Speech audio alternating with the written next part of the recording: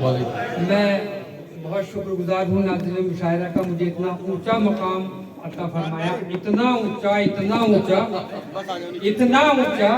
कि वहाँ से सामा दिखने ही बंद हो गया। दोस्तों,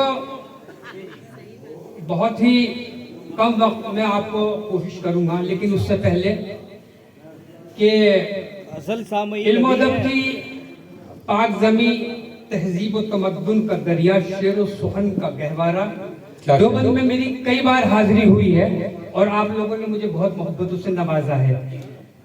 मैं राशिद कमाल साहब और जावेद आसी साहब का बेहद शुक्रगुजार हूँ जिन्होंने मुझे ये मौका फिर से फराहम किया।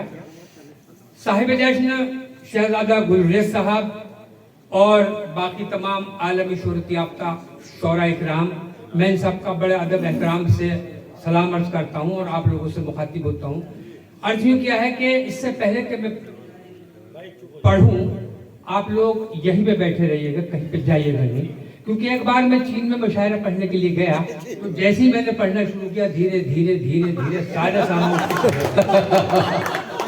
डाइस में से तमाम शोरा इकराम चले गए, नाज़िम मुशायरा भी उठ करके माइक छोड़ के चले गए, लेकिन मैंने देखा कोने में 3 आदमी बैठे हुए बीड़ी सूत रहे थे और वो मुझे बहुत गौर से सुन रहे थे।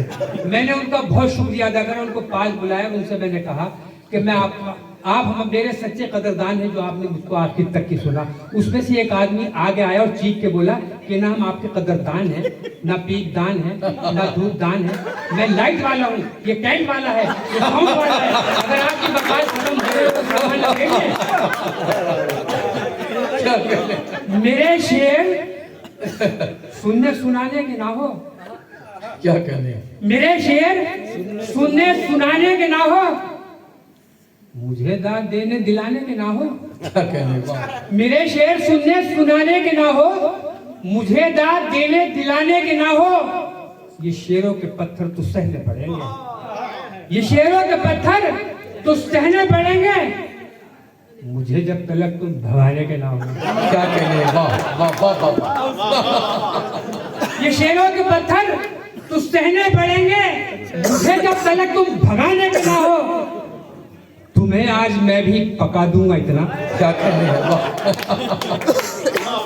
तुम्हें आज मैं भी पका दूंगा इतना, मुझे फिर दोबारा बुलाने के ना हो। क्या कहने, वाह वाह वाह।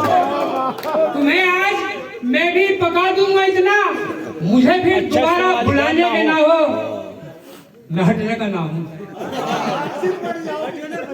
मैं हटने का ना हूँ, बुला लो पुलिस को। मैं हटने का ना हूँ, बुला लो पुलिस को, जब तक का पेमेंट दिलाने के ना हो। क्या कहने। लीजिए दोस्तों, ये सफर बहुत मुख्तसर था। एक नज़्म और उसके बाद सूजी भी हो जाएगी, सबकी सूझेगी इंशाअल्लाह, देखिएगा। एक नज़्म और उसके बाद आप तमाम लोगों, आप सभी हज़रात का काम तमाम, मतलब जंगल में एक पेड़ था बिल्कुल हरा भरा, उस पेड़ पर ही रख लिया उल्लू ने घोंसला। जंगल में एक पेड़ था बिल्कुल हरा भरा, क्या कहने, पेड़ पर ही रख लिया उल्लू ने घोंसला।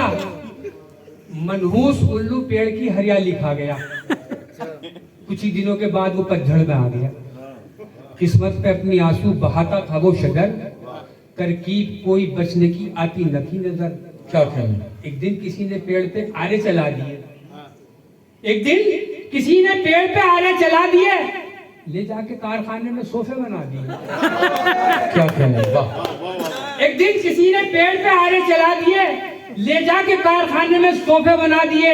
उसको खुशी थी मैं किसी भी काम आ गया, वाह। मेरा भी लो शहीदों में अब नाम आ गया। कुछ ही दिनों के बाद वो रंजूर हो गया। क्या कहने, वाह। कुछ ही दिनों के बाद वो रंजूर हो गया, एक बार फिर से रोने पे मजबूर हो गया। क्या कुछ ही दिनों के बाद वो रंजूर हो गया, एक बार फिर से रोने पे मजबूर हो गया। बिकने के बाद सोफे वो संसद में जा पड़े, अब फिर से बैठने लगे उल्लू बड़े बड़े।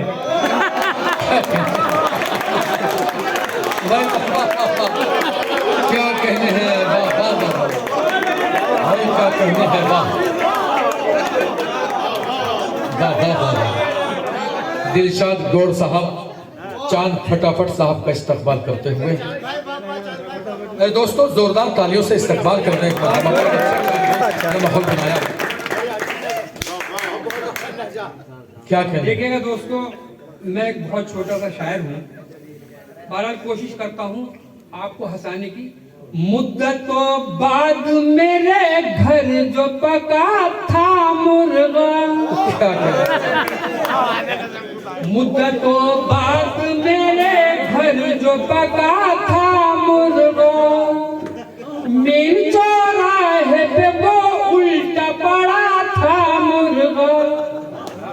क्या कहने? वाह। अब पशेमा है मोहल्ले की वो काली मुर्गी, अब पशेमा है मोहल्ले की वो काली मुर्गी, इश्क में जिसके दवा खा के मरा था। क्या कहने? वाह। इश्क में जिसके दवा खा के मरा था मुर्गा। जिला भी जोर का हूँ, बड़ा कोशिश करता हूँ फिर भी।